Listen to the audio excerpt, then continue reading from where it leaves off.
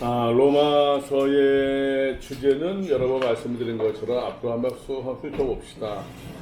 사도 바울의 1장에서부터 자기의 그 아이덴티티를 철저하게 그리스도와 또 복음과 연계해서 자신의 아이덴티티를 고백하고 있다라고 하는 것을 이야기를 했었어요. 그러고서는 복음이 무엇이냐, 복음이 무엇이라고 얘기했었죠. 복음이란 예수님에 대한 이야기, 내러티브로 되어 있는 것, 그 예수님에 대한 이야기를, 그 복음을 이야기할 때 7가지 내용이 꼭 들어가야 된다라고 얘기했었어요. 그죠? 약속과 언약과, 그 다음에 성취와, 그 다음에 고난과 약속과 성취와 고난, 죽음, 부활, 승천, 재림의 이야기들. 이것이 이제 예수님에 대한 모든 이야기들, 이게 핵심적인 내용들이 그의 모든 생애를 갖다가 이제 기록한 여러 가지 내러티브들, 그런 이야기로서의 형식들을 이제 복음이다라고 하는 한 단어로서 이제 초대교회에서 사용했다라고 해서 말씀을 드렸습니다. 복음의 이야기고, 복음은 결국 예수님에 대한 이야기이고, 그죠? 그 복음이 바로 또 예수님, 말씀으로 이 땅에 오신 예수님이라고도 이야기할 수 있겠죠. 그래서 사도 바울은 철저하게 자신의 아이덴티티를 고백할 때마다 철저히 무엇과 연결시켜서 복음과 연결시켜서 누구와 연결시켜서 그리스도와 연결시켜서 자신을 이해하고 고백하고 자기의 사명을, 자기의 소명을, 자기의 할 일들을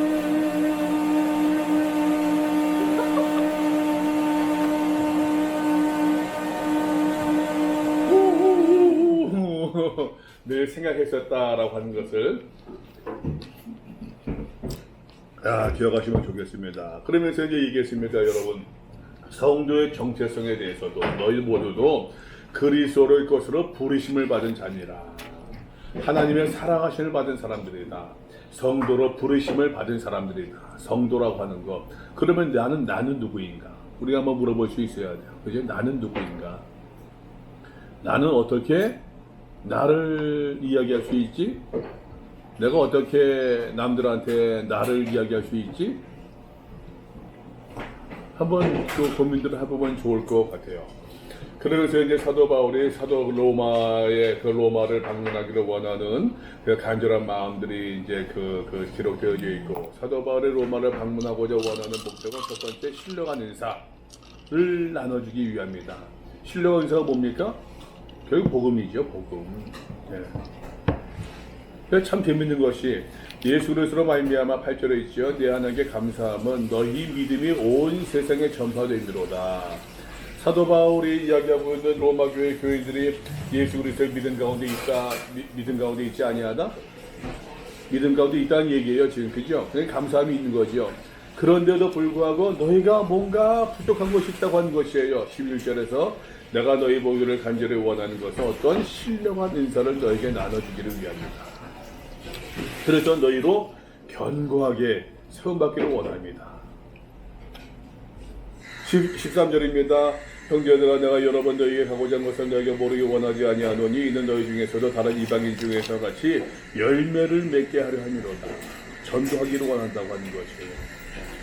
자, 그러면서 말입니다. 사도 바울은 복음과 연결된 가운데서, 그리스도와 연관된 자기의 고백 가운데서 14절에서 내가 헬라인이나 야마인, 지혜 있는 자나 어리석은 자는 내가 다 빚진 자라. 어떠한 빚? 복음의 빚을 진 사람들이다 라고 하는 것이에요. 복음의 빚을 지었다. 그래서 사도 바울이 이제 16절과 17절에서 이야기하고 있죠. 16절과 17절에서 내가 복음을 부끄러워하지 아니하노니. 다 함께 봅시다. 시작. 다 읽어보죠. 16절 17절 시작. 내가 복음을 부끄러워하지 아니하노니 이 복음은 모든 믿는 자에게 구원을 주시는 하나님의 능력이 됨이라. 먼저는 유대인에게요 그리고 헬라인에게로다. 복음은 하나님의 의가 나타나서 믿음으로 믿음에 이르게 하나니 기록된 바 오직 의인은 믿음으로 말미암아 선리라 한 바와 같습니다. 이것이 이제 로마서의 핵심 시제라고 얘기할 수 있어요. 내가 복음을 부끄러워하지 아니하노니 이 복음은 모든 누구에게? 어떤 사람들에게? 믿는 사람들에게. 누구를 믿는 사람에게? 그리스도를 믿는 자에게 구원을 주시는 하나님의 능력이라는 얘기예요. 하나님의 능력이 여러분 다시 이야기합니다. 파워가 말입니다. 능력이 무슨 뭐 죽은 자를 살리고 병든 자를 고치고 그것만 능력이 아니라 우리 구원을 주시는 능력이에요. 구원을 주시는 능력. 그런 의미에서 여러분 우리 모든 이미 예수를 믿는 사람들은 하나님의 능력을 받은 사람입니까? 받지 않은 사람입니까? 이미 받은 사람들이에요. 구원의 은혜를 구원의 능력을 체험한 사람들이에요. 더 나가서 말입니다. 복음에는 하나님의 의가 나타났는데 믿음으로 믿음에 이르게 한다. 그러니까 여기서 오직 시종일관 수밀일관 말입니다. 믿음으로 비롯되어지는 그 하나님의 의가 복음에 나타났다는 얘기예요. 여러 번 강조를 했습니다. 여기서 말하는 하나님의 의라고 하는 것을 디카이슌의 righteousness를 관계적인 개념으로 이해하자라고 말씀을 드렸어요. 사람은 본래 말씀하는 것이 죄인이에요. 그죠? 죄라고 하는 것은 여러분들이 말입니다. 죄라고 한다면 죄를 지었으면 솔직히 죄를 지어서 하나님께 나아가야 됩니까? 나가지 않아야 됩니까? 나가야 되는데 죄를 지었으면 사실 나가게 돼요? 안 나가게 돼요? 참 그죠? 그게 양심이 있으니까 내가 죄를 짓고서 쌈박질을 되게 했습니다. 막 격해졌습니다. 싸웠습니다. 근데 여러분 그 마음 가지고 비록 아이들이라고 할지라도 그 강단에 서는 것이 부담스럽잖아요. 안 했으면 좋겠잖아요. 그죠? 누가 좀 대신해 줄 수 없나? 사실 그게 바른 마음이죠. 바른 마음이죠, 그게. 근데 이제 그것이 여러분 세월이 지나고 시간이 지나다 보면은 그런 마음도 무감각해진답니다. 열을 내고서도 강단에 서서 살아가는 성도 여러분 힘있게 증거하는 분들도 많이 있어요. 뭐 좋게 말하면은 좀 프로페셔널하다라고 얘기할 수 있겠지만 그러나 여러분 신앙적으로 얘기한다고 되면은 뭔가 좀 이 죄에 대해서 우리가 좀 죄에 대해서 둔감해지는 모습이라고도 이야기할 수 있어요. 뭘 이야기하고 싶으냐면은 죄는 하나님과 관계를 파괴시켜요. 아담과 하와가 하나님께 따먹지 말라고 하는 선악과를 따먹은 이후에 하나님께서 말입니다. 거니시는 그 소리를 들었을 때 아담이 어떻게 했어요? 바위 뒤에 숨잖아요. 이게 죄의 영향이에요. 그러니까는 사람이 죄인이라고 한 자각을 말입니다. 다시 이야기합니다. 죄를 지었다고 하는 것은 하나님의 관계가 여러분 연결, 파괴예요. 그죠? 파괴예요. 지금 하면은 요거 오징어 피어 쓰고 있는데 요거 지금 요거를 보고 있거든요. 여기서 요거 지금 와이파이로 연결되고 있어요. 연결되어 있어요. 이게 관계예요. 근데 뭔가 문제가 생기면은 이 연결이 끊어지겠죠? 딱 그거예요. 죄예요, 죄. 죄로 말미암아 하나님과 연결되었던 이 관계가 떨어지고 말았어요. 예. 자, 그러면은 이 믿음으로 말미암아 복음에는 하나님의 의가 나타나서 이 의가 뭐라고요? 끊어진 관계를 다시 연결시켜 준다니까는 무엇으로 말미암아? 믿음으로 말미암아 우리가 예수로서 믿는 그 믿음을 하나님께서 의롭다고 인정해 주시고 칭히 인정해 주셔서 이 관계가 다시 복원되어진다는 얘기예요.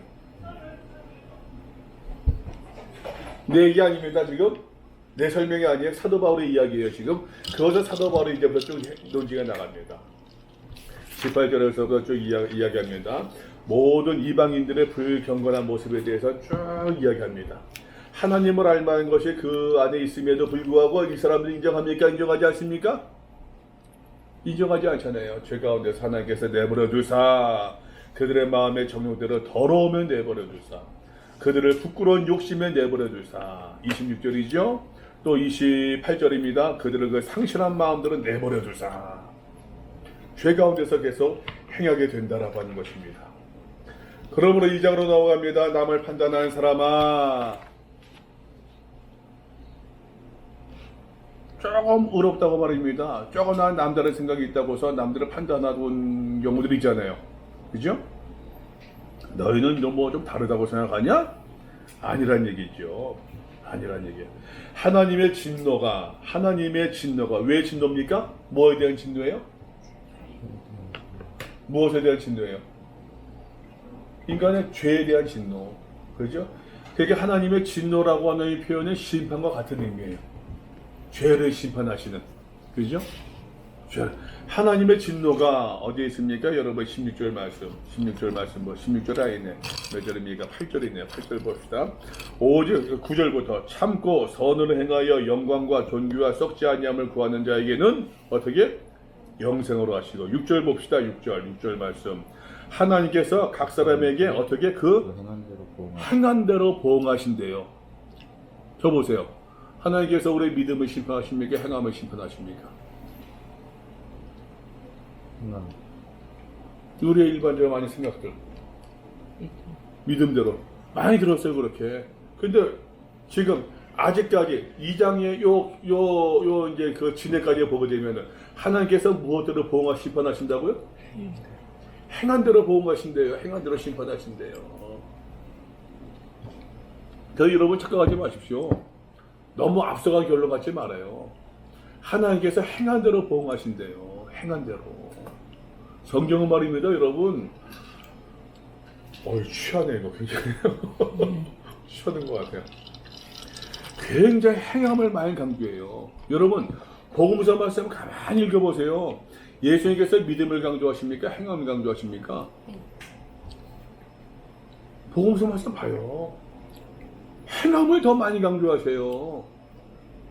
물론 거기서 복음서에서 이야기하는 행함은 믿음이 전제된 행함이야, 그죠? 말씀대로 실천하는 것이에요. 나더러 주여 주여 하는 자마다 천국에 들어가는 것이 아니래요. 내 아버지 뜻대로 행하는 자가 들어간대요. 믿음이 전제된 행함이에요. 믿음이 전제된 행함. 그것이 여러분 야고보서 이야기하고는 행함이 없는 믿음은 죽은 믿음이래요. 행함이 없는 믿음은 죽은 믿음이다. 여러분, 죽은 것 가지고서 효력이 떨어진, 그 효용성 가치가 떨어진 것이 힘을 발휘할 수 있습니까? 아니잖아요. 예를 들어서 내가 어릴 때는 우리 환단이 있었어. 환. 10환이 1원이 됐었어요. 100환이 50환짜리 동전이 있었어요. 그게 5원짜리 동전은 같아요. 10대 1로 바꿨어요. 지하경제가 다 뭐라고 하더라?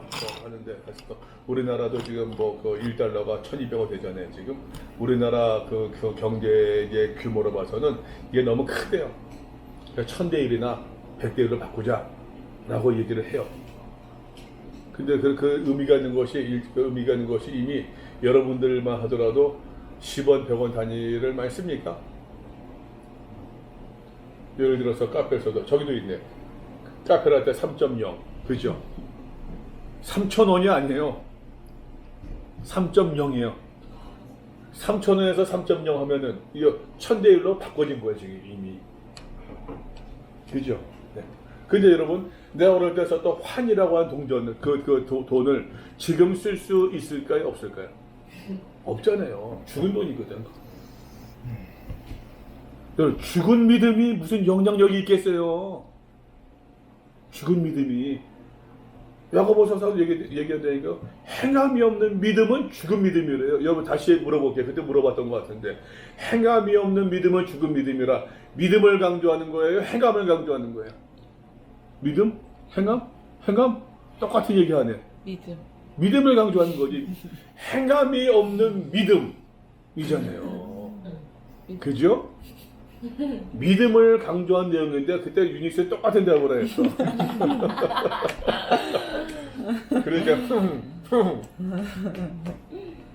행함이 없는 믿음은 죽은 믿음이라고 하는 것은 여러분 행함을 강조한다는 거 아니에요. 믿음을 강조하는 것인데 바른 믿음을 이야기하는 거죠. 그죠? 바른 믿음. 오늘 말씀한 것처럼 6절에서 하나님께서 그 사람에게 행한 대로 보응하신대요. 참고 선을 행하여 영광과 존귀와 썩지 아니함을 구하는 자에게는 영생으로 하시고 오직 당을 지어 진리를 따르지 아니하고 불의를 따르는 자에게는 진노와 분노로 하시리라. 그대에게서 참는다, 당을 짓는다, 쌍이라고 그랬어요. 선을 행한다, 진리를 따르지 아니한다, 쌍이라고 그랬어요. 영광과 존귀와 썩지 아니함을 구하는 것과 불의를 따르는 것, 쌍이라고 그랬어요. 사도 바울의 표현입니다. 참. 악을 행하는 각 사람의 영에는 환난과 곤고가 있으리니. 여러분, 하나님의 심판은 영적인 것이 많아요. 영적인 의미예요. 하나님께서 말입니다, 여러분. 요즘같이 한일관계 속에서 저 아비에게 본때를 보여주면 얼마나 시원하겠어요. 근데 본때를 보여주실까요? 여러분 혹시 기도하실 때마다 교회에서 기도하면서도 이제 뭐 하면서도 하나님 한일관계를 위해서 기도합니다 하면서도 아비에게 본때를 보여주시고 기도하는 아멘 하더라도 예? 본때를 보여주시면 얼마나 좋겠습니까마는 글쎄 하나님께서 본때를 보여주실까요? 각 사람의 영에 각 사람의 영에 선을 행하는 각 사람에게는 영에는 빠져 있어요. 그죠? 그 읽으면은 거기서도 역시 각 사람의 영에는 영광과 존귀와 평강이 있으리니 라고 읽어야겠죠. 하나님께서 심판하시는데 다시 이야기합니다, 여러분. 나는 여러분들 그냥 뭐 전도 사역하면서도 교회 사역하면서도 여러분들은 무슨 수술을 피겠습니까? 신학생들이 그 전도사 하면서 교회학교 애들 다니고 뭐 하면서 미안합니다. 소꿉장난처럼 막 그래 하면서 무슨 술수를 피겠어요. 애들 데려가 무슨 술수를 피겠어요.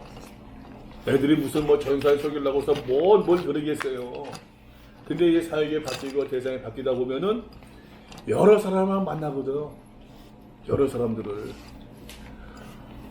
하나님 살아계신 본때를 보여줬으면 좋겠지만 나 아직 한 번도 그런 경험을 못 봤어. 한 번도 그런 경험을 못 봤어. 마음에는 진짜 그냥 본때를 보여주시고 한 번도 그런 경험을 보지 못했어요. 그저 그냥 그 사람이 영적으로 깨우치면은 감사한 것뿐이죠.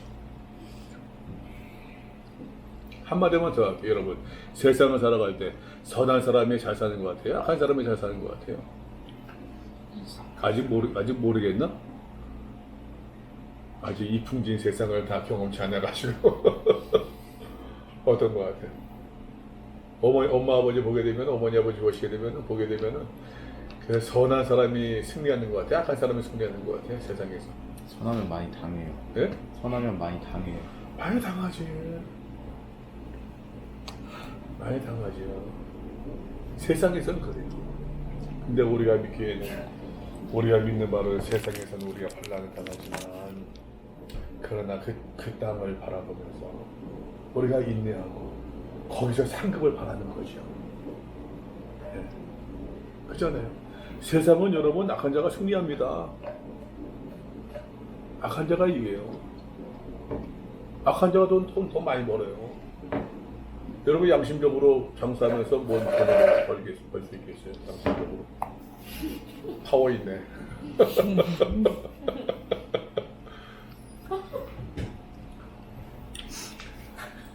13절 하나님 앞에서 율법을 듣는 자가 의인이 아니요 오직 율법을 어떻게 해요? 행하는 자의 의롭다 하심을 얻으리니. 율법을 가졌다고 율법을 한다고서 내가 의인이다? 가 아니에요. 제가 다시 해야할게요. 여러분 요즘으로 말한다면 내가 먼저 교회 좀 나갔다고 의인이다? 가 아니에요. 먼저 전 열어서 나중 되고 나중 되고 먼저 될 수 있는 게 얼마나 많은데. 왜? 다른 할 말이 있어요? 어떻게 저런 말을 자 넘어가 봅시다. 여러분 얘기했습니다. 그 당시에 사도 바울이 이야기하는 것은 세상 사람들은 기준은 딱 두 가지입니다. 유대인과 이방인이에요. 그죠? 이방인들은 다 죄인이라고 하는 것이에요. 지금 그 유대인이라 칭하는 너희들은 어떠냐? 너희들 작으실 때 유대인들은 자기 이해는 철저히 율법과 하나님을 중심으로서 이야기합니다. 율법을 의지한다고 하고 하나님을 자랑하고 율법의 교훈을 받았다고 자부하고 있고 하나님의 뜻을 안다고 자처하고 있고 지극히 선한 것을 분가한다고 너희들이 이야기하고 있고 맹인에게로 인도한다고 자랑하고 있고 어둠에 있는 자의 빛이라고 스스로 자처하고 있고 율법에 있는 모든 지식과 진리의 모본을 가진 자로서 너희가 스스로 이야기하고 있는데, 어린아이 선생이라고 교사라고 너희가 스스로 믿고 있는데, 그런데 너희가 어떠냐? 다른 사람을 가르치는 네가 자신을 가르치지 아니하니? 도둑질하지 말라 선포하면서 너는 도둑질하고 있니? 간음하지 말라라고 말하면서 너는 간음하고 있니? 우상한 가진이 여기는 내가 신전 물건 도둑질하고 있느냐? 율법을 자랑하는 내가 율법을 범함으로 하나님을 욕되게 하느냐? 하나님의 이름이 너희 때문에 이방인 중에서 모독을 받는도다. 유대인도 죄인이라는 얘기 아니란 얘기요? 죄인이라는 얘기, 사도 바울의 논지가 나오고 있는 거예요 지금. 여러분, 우리 한번 봅시다. 교회도 말입니다. 여러분, 교회도 보게 되면은 하나님 교회가 욕먹는 경우가 믿지 않는 사람 때문이에요, 믿는 사람들 때문이에요? 믿는 사람들 때문이에요. 교회가 욕먹는 게 여러분 하나님의 영광을 가려지는 것이 교회 때문입니까? 사회 때문입니까? 그렇죠? 우리가 한번 심각하게 반성할 수 있어요. 생각해 봐야 돼요. 교회가 하나님의 영광을 증거한다고 하면서, 여러분, 교회가 하나님의 영광을 증거한다고 하면서, 여러분, 하나님의 영광된 모습을 교회가 가리는 경우들이 얼마나 많이 있느냐라고 하는 거죠. 우리가 전도한다고 하면서 그 성도 때 그 사람으로 인해서 하나님의 예수의 영광을 가려울 때가 얼마나 많이 있어요. 제가 군목으로 있을 때, 인천에 있을 때였었는데, 친절히 초등학교 들어가기 전에, 그래서 이제 가끔 그때 내가 인천에 이제 공수부대에 있었거든요. 이제 그 배를 못 쓰고 얼룩무늬 옷을 입고 하면은 내 옆에 사람들이 많이 안 왔어요. 그 자체만으로서도 해병대들도 서울역에서 보면은 해병대 아이들이 그냥 무슨 뭐 일꾼 장교들 보고 인사하는 장례 붙지 않았거든. 근데 이제 내가 이제 어떻게 지방 출장 갈 때 이제 딱 가면은 해병대 아이들이 배를 뭐 딱 쓰고 딱 하면 필승 내가 가끔 가다 보면은 그 경인선 전철안에서 예수 전당 불신죠 외치는 사람들이 있어요. 나를 보고서 단박사 표를 받지 마세요. 그냥 무슨 말인가 싶어서 처음에 표를 받지 말래. 무슨 표를 얘기하나? 666 표 받지 말라는 얘기. 표를 받지 마세요. 그래서 막 지나가는데 어떤 청년이 그렇게 기억나요. 잊혀지지 않아. 어떤 청년이 하는 얘기가 지하철 표도 주지 않으면서 표 받지 말래. 그게 여러분 90년대 말 이야기입니다. 지금도 그런 사람들 있죠. 지금도 포항도 가면은 저 죽도시장 제일 큰 시장 거기 제일 복잡한데 포항에서 제일 땅값 비싼데 거기서 이제 예술천당 부신조 하는 사람들이 있어요. 그게 전도에 도움이 될까? 아니 이제는 아닌 것 같아요. 누구를 위한 전도인지 자기 의를 주장하는 전도 행위인지 이제는 그게 아닌 것 같아요. 지금 시대도. 자, 그러면서 말입니다. 모든 사람들은 다 죄인이다. 9절. 우리는 어떠하냐 나하냐 결코 아니라 유대인이나 헬라인이나 다 죄 아래에 있다고 이미 선언하였느니라. 의인은 없나니 하나도 없다라고 하는 거야. 19절입니다. 우리가 알거니와 율법이 말하는 바는 율법 아래 있는 자들에게 말하는 것이니 모두가 하나의 심판 아래 있게 하라니라. 율법으로는 다만 죄를 깨달을 뿐이다. 율법으로 의로워질 수 있다 없다? 양심으로도 의로워질 수 있다 없다? 율법으로는 다만 죄를 깨달을 뿐이다. 한계, 선을 알게 되어진다는 이야기예요. 이름 뭐라고 했죠? 내 이름 또 잊어버렸다. 예선이요. 예선. 예. 선을 거졌으면은 그 선을 넘어가면 불법이래요. 넘어가지 않으면 불법이 합법이래. 선이 거졌다는 얘기는 불법과 합법이 정해지고 규정되는 얘기. 율법 하나님께서 율법을 주셨다고 하는 것은 하나님의 뜻을 알려줌으로 말미암아 불법과 합법의 한계를 보여주신다는 얘기예요. 이해되지 무슨 말이냐? 그 율법은 다만 죄를 깨달을 뿐이라고 하는 것. 그런데 그러면 율법으로 구원받을 수가 없는데 율법으로는 죄를 깨닫는다고 하는데 그러면은 어떻게 하나님 앞에 의로워질 수 있겠느냐? 율법을 지킴으로 말미암아 의로워질 수 있습니까? 그건 이미 아니라고 그랬어요. 그죠? 율법과도 십계명 가운데 하나를 범하게 되면은 계명 다 범한 것이 되니까 모두 다 범했다고 범한 것이 아니라 계명 가운데 율법 가운데 하나를 오게 되면 율법을 범한 것이 되니까 교칙이 말입니다. 교칙을 다 범해서 교칙을 범한 것이 아니라 그 교칙 가운데 하나를 범하게 되면 교칙을 범한 것이 되니까 그 율법으로 이루어질 수 없는 그 끝이냐? 아니란 얘기예요. 율법 외에 하나님의 한 의가 나타났으니 하나님의 한 의가 뭡니까? 구원해주는 의롭게 해주는 하나님의 한 의가 나타나는데 율법과 선지자들에게 어떻게 해요? 증거를 받은 것이죠. 무슨 말이냐면 이거는 이미 구약에서 이미 이야기한 것이라는 얘기예요. 아까 얘기했습니다. 복음, 약속, 성취. 그죠? 이미 구약에서 얘기한 것이에요. 지금 사도 바울은. 새로운 것을 이야기한 것이 아니라 구약에서 얘기했던 것을 이미 다시 이야기하고 있는 것입니다. 그것이 무엇이다? 곧 예수 그리스도를 어떻게? 믿음으로 말미암아 모든 민지자에게 미치는 하나님의 의인이 차별이 없느니라.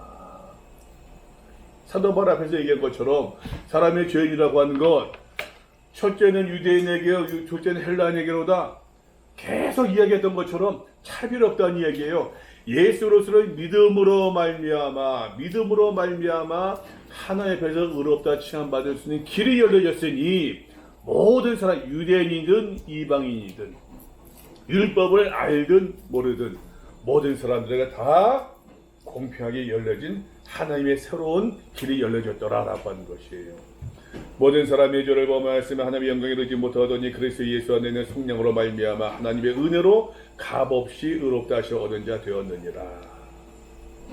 27절입니다. 그런즉 자랑할 때가 어디 있느냐? 있을 수가 없는 자는 무슨 법으로 행위로냐? 아니라 오직 믿음의 법으로니라. 믿음으로 되는즉 율법의 행위에 있지 않고 그러므로 사람이 의롭다 하심을 얻는 것을 율법의 행위에 있지 않고 믿음으로 되는 줄 우리가 인정하노라.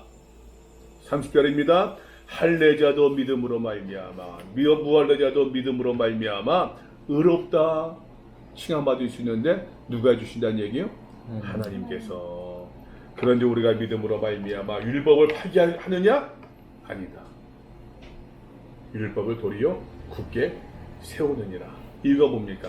여러분 다시 넘어가 봅시다. 창세기로 넘어가게 되면은 넘어가게 되면 아브라함 믿음의 조사 아브라함을 봤을 때 아브라함이 여호와를 믿으니 이것을 그의 의로 여기셨다라고 하는 말씀은 창세기 15장 6절이잖아요. 율법을 주셨던 것은 할례를 받은 것은 몇 장이었어요? 창세기 17장이었어요. 율법을 하나님께서 언제 주셨어요? 출애굽한 이후에 그죠? 훨씬 뒤의 사건이에요. 다시 얘기합니다, 여러분. 믿음으로 의롭다 인정받는 것이 먼저입니까? 율법 받는 것이 먼저입니까? 율법? 의롭다 하시 먼저잖아요. 아브라함이 의롭다 여기 받은 것이 먼저였어요? 할례 받은 것이 먼저였어요? 의롭다 하시 먼저 받잖아요. 할례 받은 것은 의롭다 칭함받은 백성의 표시였죠. 이스라엘 백성들이 애굽에서 구원받은 것이 먼저였어요? 율법이 먼저였어요? 구원이 먼저였잖아요. 구원받은 백성에게 하나님께서 구원받은 백성이 지켜야 될 최소한의 규범으로서 율법을 주셨는데 다시 이야기합니다, 여러분. 할례보다도 칭의가 먼저였어요. 그죠? 율법보다도 구원이 먼저였었어요. 이거는 사도 바울의 이야기도 아니고 내 이야기도 아니고 성경의 순서예요. 그러면서 이제 자 보자. 그 예를 들어보면서 말입니다. 예를 들어서 3장 31절에 있는 것처럼 믿음으로 말미암아 율법을 파기하느냐? 아니란 얘기예요. 믿음으로 말미암아 의롭다 칭함받았으니까 믿음으로 말미암아 의롭다 칭함받은 아브라함이 말씀에 따라서 할례를 받은 것처럼 믿음으로 말미암아 구원받은 이스라엘 백성들이 율법을 지킨 것처럼 믿음으로 말미암아 칭의받은 성도가 율법을 파기하느냐? 아니란 얘기예요. 구원받았으니 의롭다 칭함받아서 율법을 더 바르게 잘 지켜야 된다는 얘기예요. 여러분 이것을 지금으로 말하면 요즘 말로 하면은 이게 순종이에요. 이게 순종하는 삶. 목사님 말씀에 순종하는 것이 아니에요. 그런 여러분들은 그런 바보 같은 가르침을 이야기하는 사람들 되지 않기를 바랍니다. 목사님 말씀에 순종하면 복 받는데요. 목사님 말씀에 순종하면 복 받습니까? 하나님 말씀에 순종하면 복 받습니까? 어때요? 어떻게 이야기해야 돼요, 여러분? 여러분 전도사하면서 또 어떻게 설교할 교회 있다고 생각해가지고 그런 얘기 좀 마세요. 목사님들이 싫어해, 기성교회 싫어해요. 굉장히 큰 충돌이 생길 거예요. 저 건방지게 조금 뭐 배웠다고 좀 뭐 그러네. 그 여러분들이 앞으로 내 목표를 하면서 여러분 그때 할 수 있는 것이지 그 훈련을 받아야 돼. 여러분들이 배울 것은 다시 이야기합니다. 목회의 스킬이 아니에요. 내가 돌이켜보니까는 전도사를 하고 부목사하고 뭐 하면서 그래서 많이 배우고자 했던 것은 목회의 스킬이었어요. 강단에서 어떤 제스처를 줘야 되지, 강단에서 이럴 때 어떻게 말을 해야 되지, 어떻게 해야지 이 비전이라고 하는 것을 저들에게 확실히 보여줄 수 있을까. 비전 여러분 말만 가지 비전 되겠습니까? 강대상에서 여러분 여러 가지 이제 뭐 화술을 가지고 그 비전을 잘 보여줄 수 있는 큰 능력이에요.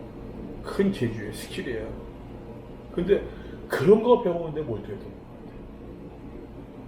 그런 게 배우는 거. 나는 여러분 저는 목회하면서도 특별 새벽 기도 하잖아요. 요즘에 그런 많이 하니까 특별 새벽 하게 되면은 특별 새벽 특세 때 그 주일날 예배보다도 더 많이 나왔어요. 특세 때. 어떻게 되겠어요? 주일날 예배보다 더 많이 나오는 게. 특세 때 새벽 예배 특세 때 주일날 예배 드린 인원보다도 더 많은 사람들이 나와요.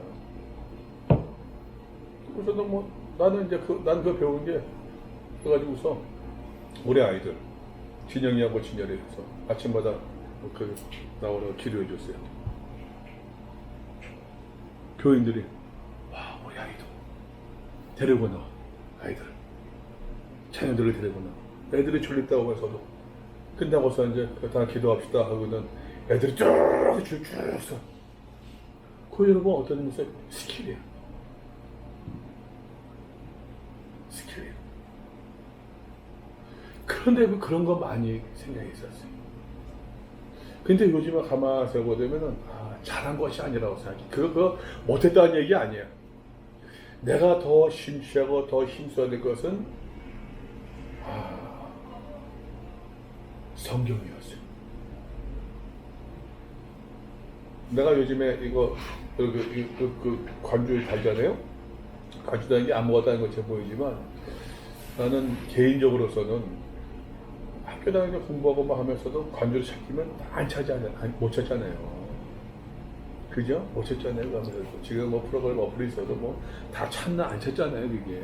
그래도 앱으로 보는 거하고 또 이제 보는 거 완전 다르잖아요. 그게. 이런 게 있으면 얼마나 좋을까 하다가 이제 어떤 그 작업을 하면서 내가 지금 그 복음서 4복음서를 다 끝냈고 사실은 내가 여기 오면서부터는 이 작업을 못해. 내 리듬이 깨졌어. 솔직히 저 리듬이 깨졌어요. 내가 그 5년 계획을 잡고 있어요. 5년 계획을 잡고 있는 것이 앞으로 이제 그 내가 4복음서를 하고 로마서 갈라디아 정리하다 보니까는 듣기는 게 너무너무 많아요. 내가 왜 진작 관주로 성경을 그렇게 공부를 안 했나. 정말 생각이 많아요. 그래서 내가 한 것은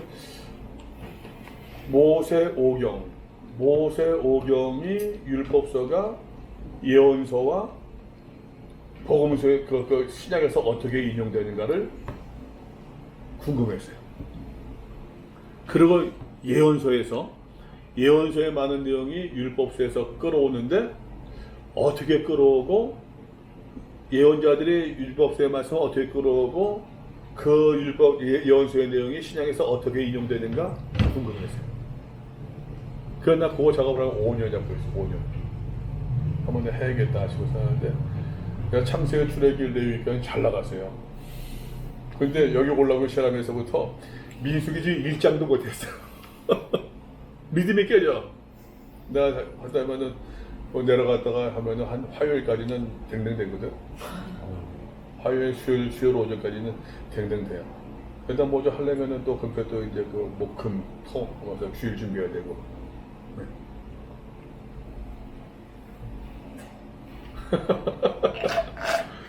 지금 빠지지 말아요.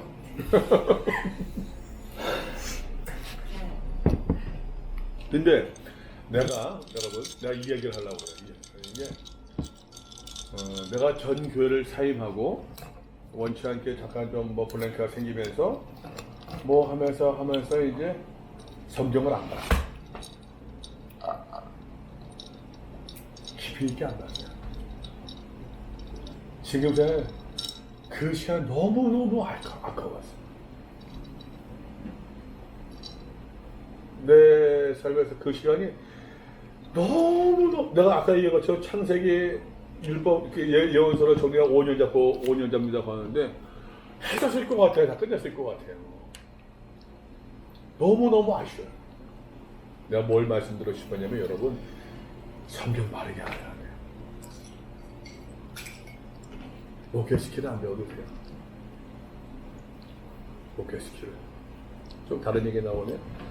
옛날에 그 여러분 여기 그 성함 모르겠네요. 최예수라는 분이 계세요. 한국 교회. 옛날 우리 한국교회 초대교회에서 그분 성함 모르겠는데 기억이 안 났는데 한경진 목사님이 젊으셨을 때 평안북도 신의주에서 목회하실 때 최예수 별명이 최예수예요. 교회에서 나온 얘기 아니에요. 그 최 목사님의 손자가 목사님이세요. 내가 중등부 때 영남교 중등부 때 반사 내 반사는 아니었죠. 중등부 선생님이었어요. 그래서 이제 옛날에 해서는 그때 집사님이셨는데 나하고 신학교를 같이 다녔어요. 그분은 나는 신대원 다니고 그분은 이제 그 서울양신 졸업해서 목요일 다니고 같이 그랬었는데 그다음 계속 교제하면서도 뭐 그랬었는데 그분이 하신 말씀을 할아버지한테 들었던 얘기를 그 최예수라고 하는 목사님이 젊은 한 목사님한테 늘 그러셨대요. 한 목사, 목회는 재주보다는 마음이 먼저야. 재주를 먼저 배우면은 마음을 배울 수 없어. 근데 마음을 배우면은 재주는 나중에 얼마든지 배울 수 있어. 재주보다는 마음이 먼저야. 마음이 먼저야. 늘 그 말씀 하셨대요. 그 기억이 나요. 여러분 절대 스킬이 먼저가 아니에요. 스킬 먼저가 아니에요. 꼭 기억하시면 좋겠어요. 마음이라고 하는 게 결국에는 목회자의 마음은 사실 성경의 마음을 주고 예수의 마음을 주는 모습이지 않겠어요? 근데 재주를 먼저 배운다? 그 다음에 그 마음 못 배우지. 자, 사도 바울의 말입니다. 자, 그것을 이제 성경의 예로 들어서 사정에서 설명한 겁니다. 믿음의 조상 아브라함을 이야기하고 있는 거예요. 만일 2절입니다. 아브라함이 행위로서 의롭다 하심을 받았으면 자랑할 것이 있겠느냐? 아니죠. 아브라함이 하나님을 믿음에 그것이 그에게 의로 여겨진 바 되었느니라. 창세기 15장 7절입니다. 일하는 자에게는 그 삭시 은혜로 여겨지지 아니하고, 그죠? 근데 알바했는데 알바해서 돈 받는 게 그게 왜 은혜입니까? 그죠? 알바하지 않았는데도 불구하고 어머 형제 수고했어요. 그거 좀 더 쓰세요. 이게 은혜지. 보너스가. 그죠? 일하는 자에게 내가 율법을 철저하게 다 지켜서 구원받았다고 한다면 당연하지 그거는. 근데 여러분 율법을 다 지킬 수 있다 없다? 아니잖아요. 근데 하나님께서 우리에게 예수를 믿음으로 말미암아 의롭다고 인정해 주신대요. 그러니까 이게 은혜란 얘기예요. 지금 이게 사도 바울의 표현이 일을 아니할지라도 경건하지 아니한데 경건하지 아니한 거 일을 안 하는 거죠. 영적인 일들을. 근데 그 일을 의롭다 하신 일을 믿는 자에게 그의 믿음을 의로 여기신대요. 의로. 이것이 이 복이 할례자에게만 있는 것이냐? 무할례자에게는 없느냐? 다 마찬가지란 얘기죠. 아브라함 보자. 아브라함이 할례 시에 할례를 받았을 때 의롭다 인정받은 것이냐? 무할례 시에 할례 받지 않았을 때 의롭다 인정받은 것이냐? 아까 얘기했죠?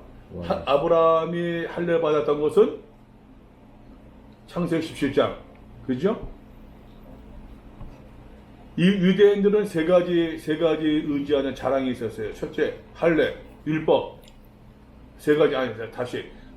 할례. 두 번째, 안식을 지키다는 것. 그 다음에 정결례식. 그러니까 유대인의 표시라고 할 수 있어요. 난지 8일 만에 할례 받고, 안식일을 철저히 지키고, 그 다음에 이제 율법, 정결례식에 따라서 뭐 손을 씻는다, 뭐 한다, 뭐 그런 것들. 유대인 표식이라고 이야기할 수 있어요.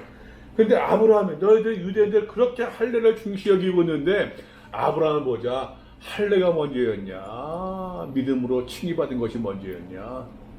믿음으로 칭의받은 것이 먼저이지 않느냐? 아브라함 바울이 그것을 이야기하고 있는 것입니다. 자, 3절 13절입니다. 아브라함이 그 후손에게 세상에 상속자가 되도록 하신 언약은 율법으로 말미암은 것이 아니란 얘기예요. 믿음에서 비롯되어진 것이지. 그죠?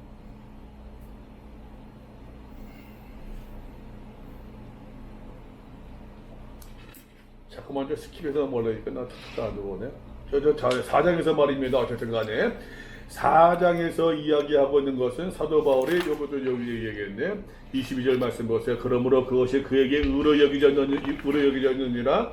그에게 의로 여기졌다 기록된 것은 아브라함만 위한 것이 아니라 믿음으로 말미암아 칭의받는다고 하는 그것이 아브라함만 위한 것이 아니라 의로 여기심을 받은 우리도 위함이니. 아브라함만 위한 것도 아니요. 이방인도 포함돼야 한대요. 이방인도 포함되고 오늘 우리 살고 있는 우리에게도 그 말씀이 그 예가 적용돼야 한대요. 적용될 수 있다는 이야기예요. 자, 사도 바울의 4장까지 말입니다. 4장까지 보게 되면은 여기까지가 지금 사도 바울이 이야기하는 것이 믿음으로 말미암아 의롭다 칭함받을 수 있다라는 얘기예요. 이거 좀 기가 치녀라. 혹시 여기까지 질문 있습니까? 좀 설명이 좀 길어졌네. 제대로 설명 안 되면서도. 혹시 질문?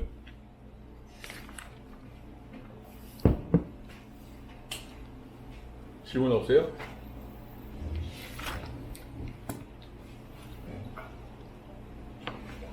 설명할 수 있어요?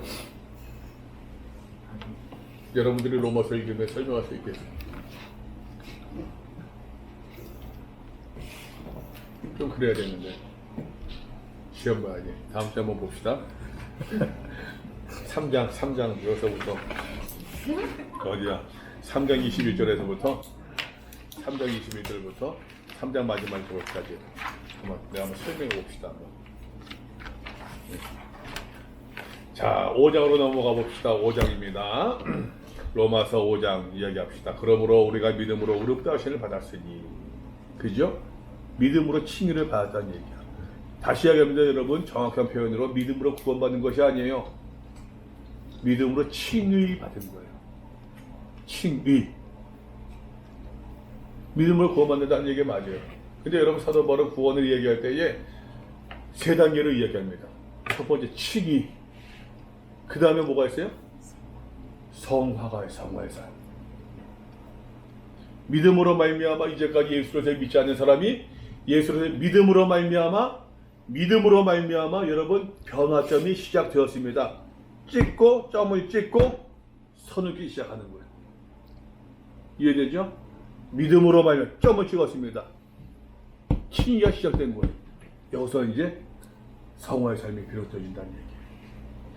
그러므로 우리가 믿음으로 말미암아 의롭다 하심을 받았으니 우리 주 예수 그리스도로 말미암아 하나님과 더불어 어떻게?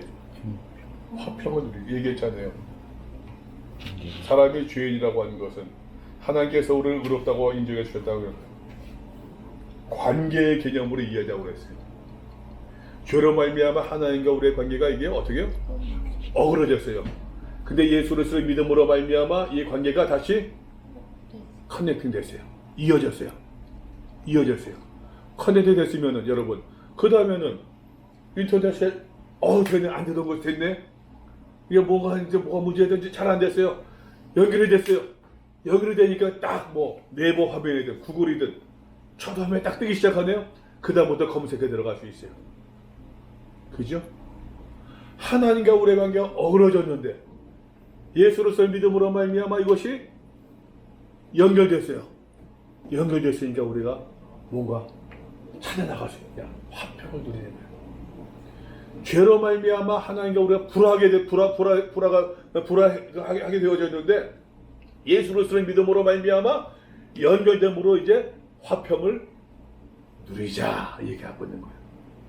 아까 얘기했습니다. 예수로서의 믿음으로 말미암아 칭이 구원의 삶이 시작되어집니다. 이제는 성화의 삶이 이어지는 거예요. 쫙 서는 밑줄 쫙 아나 그런 거? 밑줄 쫙 알아? 선을 딱 거지는 거예요 지금 이게. 이제 하나님과도 화평을 누려야 됩니다. 이제부터 이것이 거기에 성화의 삶이 시작되는 거예요. 성화. 또한 그로 말미암아 우리가 믿음으로 서 있는 이 믿음으로 말미암아 우리가 서 있는 이 은혜에 들어가면 얻게 되었으니 누구로 말미암아? 예수로 말미암아 예수를 믿음으로 말미암아 믿음으로 서 있는 이 은혜에 들어가면 얻었으며 하나님의 무엇을 바라고? 영광을 바라고 즐거워하는. 여기서 말할 때 영광은요 로마서에서 말할 때 영광은 영화와 관계가 있어요. 영화를 이야기해요. 여러분 바울이 로마서에서 이야기할 때 구원에는 세 단계가 있습니다. 몇 단계요? 세 단계. 첫 번째 칭이에요. 두 번째 성화. 세 번째가 영화의 단계라고 얘기할 수 있어요. 글로리피케이션. 영화. 그 여러분 보세요. 칭의 보세요 여러분. 칭의와 성화와 보시라니까. 칭의와 성화와 영화의 단계가 있는데 여러분 칭의의 단계로 해가지고서 구원이 완성됐다? 아니에요 이게. 영화의 단계 예수 앞에 하나님 선이 이게 구원의 완성이에요.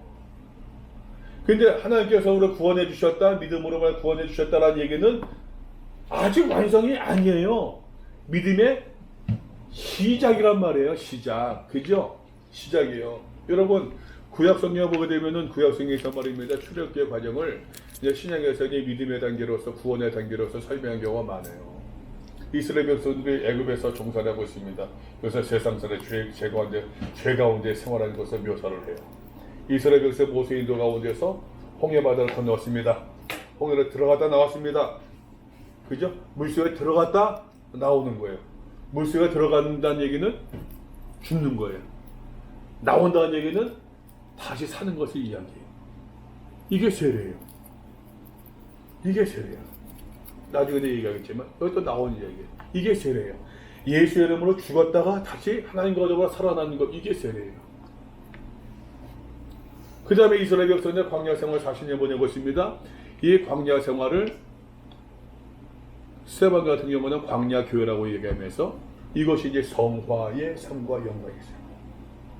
하나님께서 때마다 시마다 매출하기 또 만나러 주시고 바위에서 물을 섞게 하시면서 이스라엘 백성들은 다 모든 것을 공급해 주셨음에도 불구하고 이스라엘 백성들 하나님의 셰키나 불교 등으로 함께 하심에도 불구하고 이스라엘 백성들은 온전히 순종했느냐? 광야 40년 동안 이스라엘 백성들을 묘사한다는 두 가지예요. 원망과 불평이에요.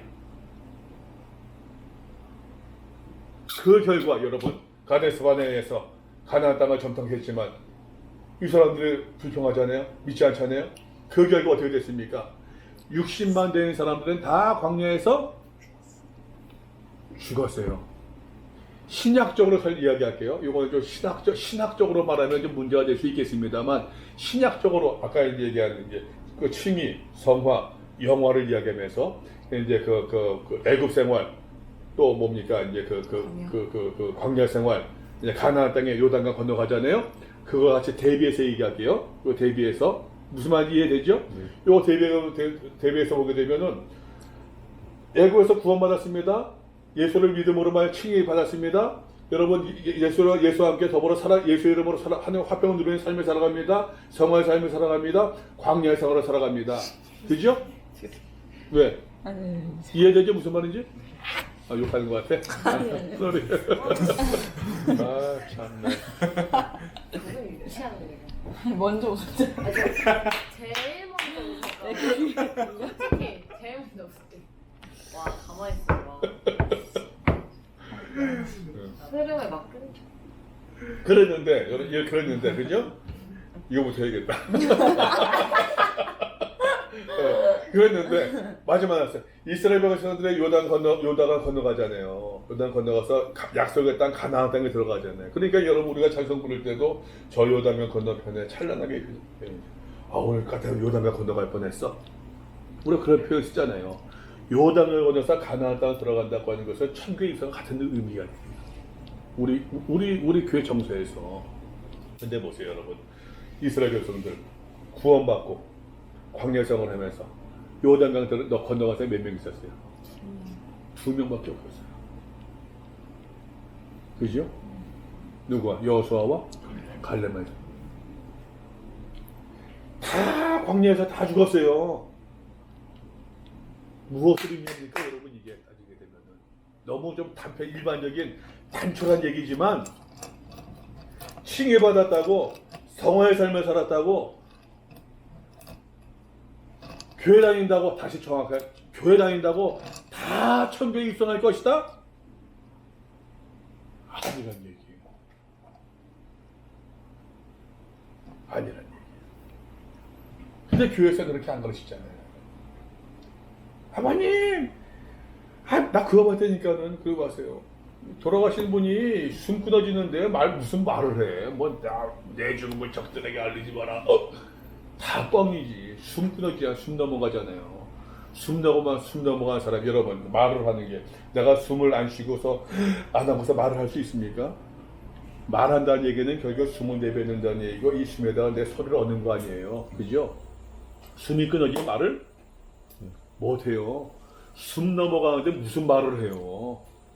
나 한번 그런 경험이 있었다니까. 부목사일 때 부목사 새벽기도 내가 새벽기도하는 순서였었는데 아침에 이제 거기는 그 새벽기도 할 때는 이제 그 목사님이 좀 그런 연출을 잘하셨어요. 이렇게 그 오르간 소리가 나와. 오르간 소리 나면은 5시 딱 되면은 이제 불이 싹 들어오기 시작해. 그 불이 이제 그 큰 교회니까는 불이 한꺼번에 확 들어오지 않아요. 불이 완전히 켜지는데 한 30초, 1분 정도 시간 걸려요. 아니야. 그러면 이제 불이 들어오기 시작하면은 오르간이 다 꺼질 때까지 해서 이제 불주로 하다가 한번 이제 그 담당 이제 목사님이 싹 올라가는 거예요. 올라가서 이제 다 함께 찬송 부르고 이렇게 하고 하는데 찬송 부르는데 숨이 안 쉬어지는 거예요. 이상하게. 본문을 읽고서 억지로 해서 그러므로 우리가 믿음으로 어렵다 하심 얻었으니 말이 안 나와. 숨이 안 넘어가. 그런데 오늘은 개인기도 하시고 돌아가시기 바랍니다. 그리고 내려왔어요. 교회가 난리.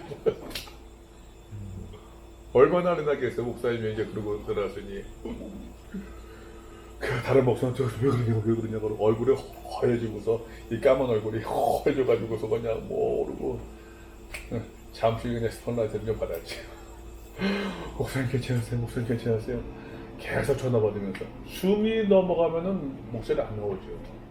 근데 숨 넘어가는 아버님한테 아버님 아멘하세요 아멘하세요. 우리 어머니 아멘하셨다고 아멘하셨다고 구원받았다고 마음은 이해하지만 그게 있을 때 마음은 이해하지만 여러분 우리가 믿는 믿음이 구원이 그런 구원일까요? 물론 구원은 하나님의 영역이니까 그런 사람들까지라도 왜 구원해 주시지 못하겠습니까? 많은 그죠? 하나님의 영역이니까 하나님께서 구원하신다고 하면은 구원하시겠습니다만은 그러면 여러분 좀 억울하지 않아요? 우리가 왜 젊을 때부터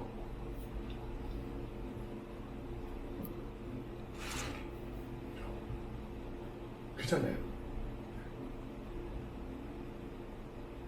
다시 해야지 여러분. 칭의 다음에 성화예요. 화평을 누리자. 그러므로 그로 말미암아 또한 그로 말미암아 우리가 믿음으로써 이 은혜에 들어가면 얻었으면 하나님의 영광을 영화라고 이야기했어요. 영광을 바라고 즐거워한대요. 이 즐거워한다 이 단어를 기억하세요. 영광과 즐거워한다는 단어를 기억하세요. 여기서 이 5장에서는 다만 이뿐 아니라 우리가 환난 중에도 어떻게 해요? 즐거워한대요. 아까 4절에서 2절에서 즐거워하는 이유가 무엇을 바라기 때문에? 영광을 바라기 때문에 영화를 바라보고 구원의 궁극적 구원을 바라보고 있기 때문에 즐거워하시는 것처럼 환난 중에도 즐거워하는 이유가 뭡니까? 똑같은 이유죠. 궁극적 구원을 바라볼 수 있으니까. 반대로 얘기하면 여러분 사도 바울이 얘기하는 것은 그 궁극적인 구원 마지막 영화를 바라보지 못하면은 즐거워할 수 없겠죠. 즐거워할 수 없겠죠. 근데 우리가 지금 뭐 믿음 생활하면서도 우리가 바라보는 것은 뭡니까? 영화입니까? 성공입니까?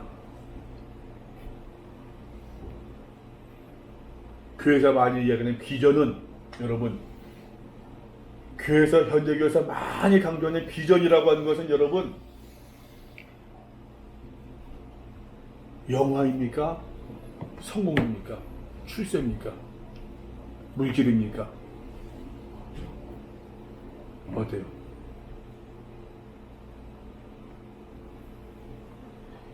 이는 환난은 인내를 환난 중에서 즐거워하는데 이유가 뭐냐? 환난이 인내를 만든대요. 인내는 무엇은? 연단은 무엇을? 소망을 이루는 줄 알미로다. 여러분 이 소망과 영광도 같은 의미로 바라보세요. 영광, 영화, 소망 사도 바울은 비슷한 같은 의미로 쓰고 있어요. 환난은 인내는 연단이 뭡니까? 여러분 연단이 하나님께서 나에게 연단 주신대요. 연단 주셨대요. 연단이 뭐예요? 연단이라고 하는 것이